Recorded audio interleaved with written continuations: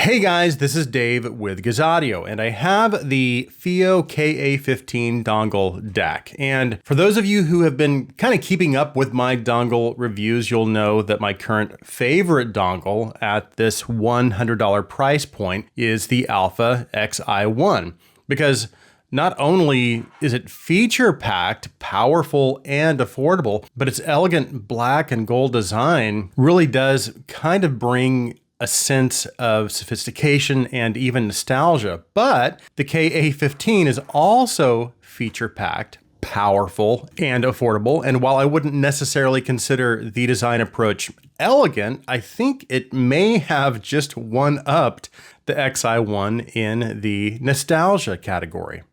We have a lot to talk about, so let's get started.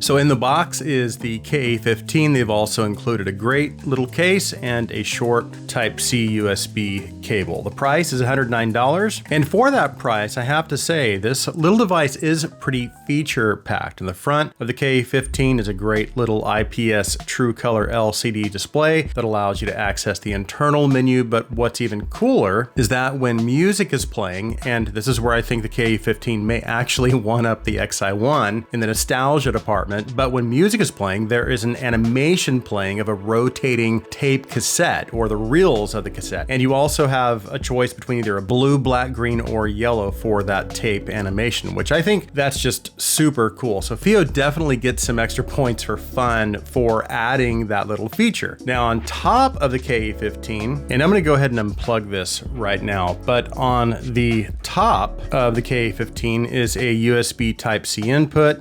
On the bottom are dual headphone outputs, a 3.5 single-ended and a 4.4 balanced output, and the 3.5 also functions as an SPDIF output as well. And then on the side are the dual mode physical volume control buttons that can be set up to give you either 60 or 120 volume steps. There is then a mode button, that's the red button here. And then finally there is the D mode or desktop button. Now of course Fiio has included this feature on the Ka17, and we'll just go ahead and use this as a segue into the specifications. And what this D mode button does is it kicks up the power output of both outputs. Out of the 3.5, it increases it to 180 milliwatts from 50 milliwatts at 32 ohms, and then out of the 4.4, the power kicks up to 560 milliwatts from 170 milliwatts at 32 ohms. So that is a pretty substantial increase of power output in desktop mode. And then as far as the voltage output, 3.5 gives you 2.4 volts RMS, and then the 4.4 gives you 4.2 volts RMS of level output. And then of course that extra voltage or level output does mean it should help drive full-size headphones a little bit better. So in terms of output on paper, those are pretty impressive numbers from such a small device. Now, in terms of hardware, the Ka15 uses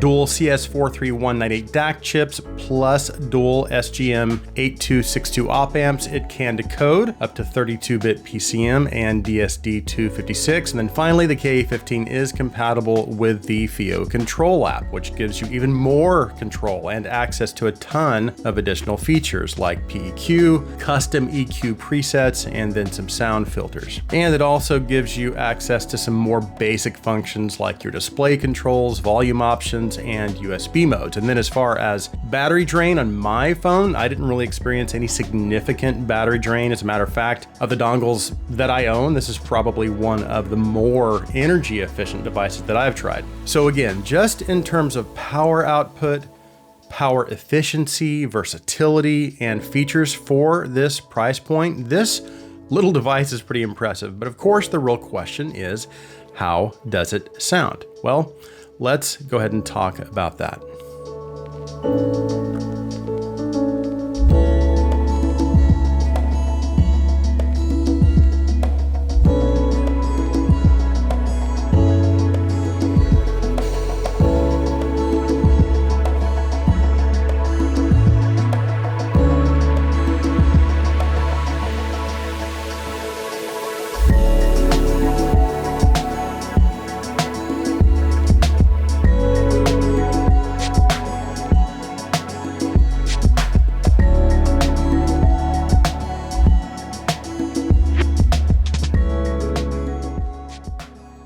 So of course, as usual, I did test the Ka15 with a lot of different IEMs and headphones, ranging from my budget stuff all the way up to some of my higher end sets. And then I also compared it with not only my other dongles around this $100 price point, but also with some of my higher price stuff as well. And I've been starting out by talking about how well each device works with IEMs first, and then with headphones second, and then ending with comparisons. And that format does seem to flow pretty well for me, so I think I'll go ahead and stick with that format here as well. So with IEMs, as far as its general sound and presentation, the Ka15 is what I would consider to be neutral, but it does lean just a little warm. And it has a little more of an analog type of presentation as opposed to a clinical or analytical presentation. And it also reminds me of the Onyx Alpha Xi1 as well. But generally speaking, to me, the Ka15 takes on a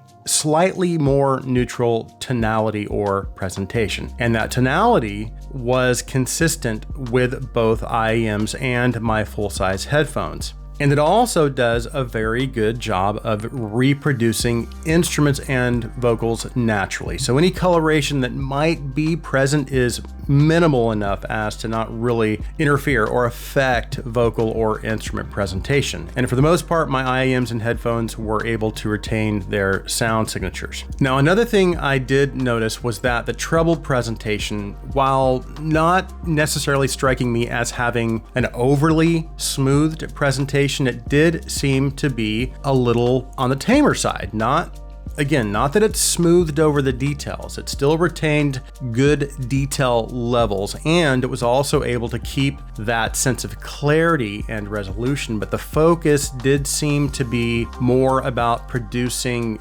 instruments and vocals naturally as opposed to being hyper focused on details. And then if we go ahead and break things down a little further, and we'll go ahead and just start with the bass. The bass has really good extension. It has nice dynamics, it's punchy, it has great bass texture, and even really good bass speed. The mid-range produces instruments naturally, and they also retain nice amounts of detail. However, they are maybe a little on the weightier side as far as their presentation. And then as far as the treble presentation, it also does have more of a natural sound. And while I would say again, it might be a little smooth in its overall presentation, I don't feel like anything is missing in terms of detail or those micro nuances. And as far as technical performance, when I paired this with my IEMs, and you see a lot of them out here, the Divas, Hakuyas, Gaias, Cantors, for this being a budget device, I have to say I was pretty impressed with the amount of detail that it was producing. And then as far as staging and layering, I did feel like the soundstage width was really good,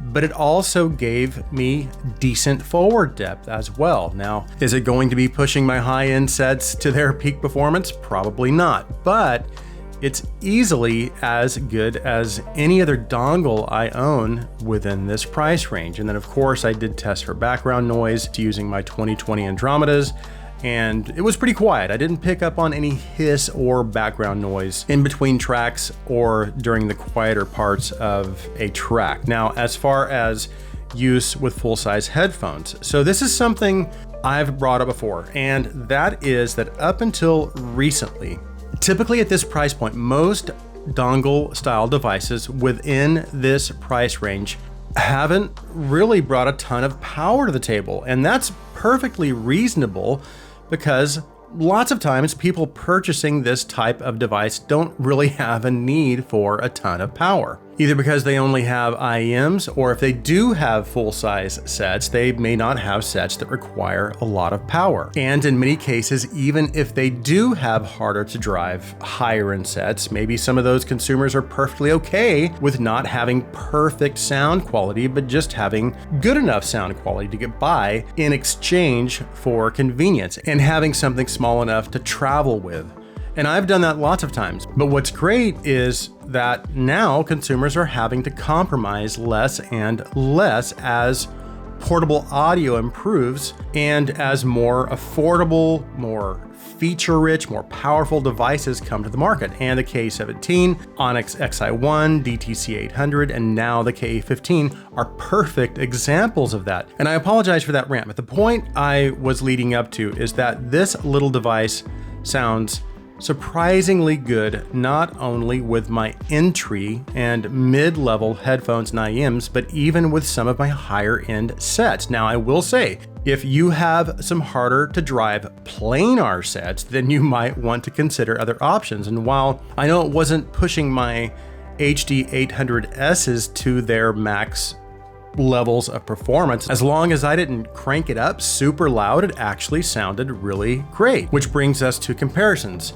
So as I had mentioned earlier, my top dongle at this $100 price point is the Onyx Xi1, and following extremely closely behind is the DTC 800. And those are both amazing with IEMs, but what really impressed me about their performance was just how well they performed with my higher end full-size headphones. Now, I should clarify, I would still give the Ka17 a very slight edge over the Xi1 and DC800, but the reality is the Xi1 and DTC 800 both do a really good job pushing all of my headphones, again, from my entry-level stuff all the way up to my higher end stuff, and they cost less. And while I don't necessarily have anything that's extremely hard to drive, I have the HD 800S, LCD3 2023s, which are a planar set, the Aria Stealths, which are also planars, and several others.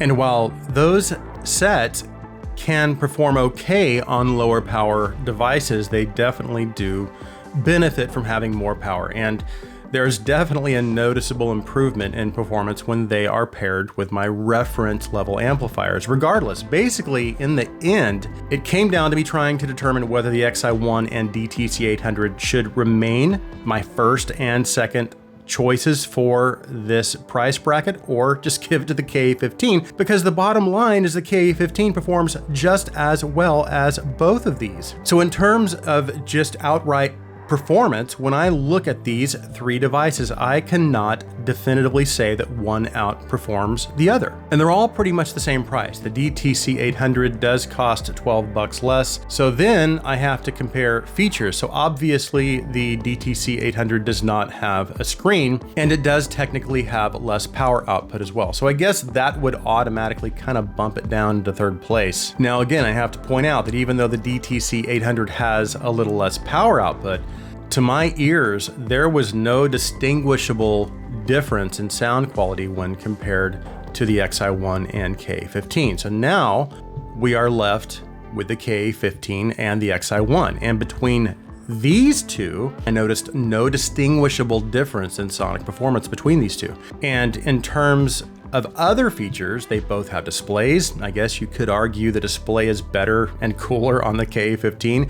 They both have physical volume and playback controls. They both have a 4.4 and 3.5 output. They both have applications that give you access to filters and other features. I mean, the Ka15 is more compact, so that may be something some hobbyist might find a little more appealing. But at the end of the day, I'm having a very difficult time finding any real advantages with one over the other. I think these are both incredible values, and most hobbyists would probably be extremely happy with either one. So I guess if you want elegant and sophisticated, go with the Xi1. If you want fun, nostalgic, and compact, then go with the Ka15. But personally, I could be perfectly happy with either one of these. So that concludes my review of the Fiio Ka15. If you're new to the Gazaudio channel and you like our videos, please take a second and hit that subscribe button. And if you want to go a step further, you can also support us through our Patreon. I'll be sure and leave a link in the description. Thank you guys so much for taking the time to watch this review. Please like this video, please comment on this video, please share this video. I hope you have an awesome day.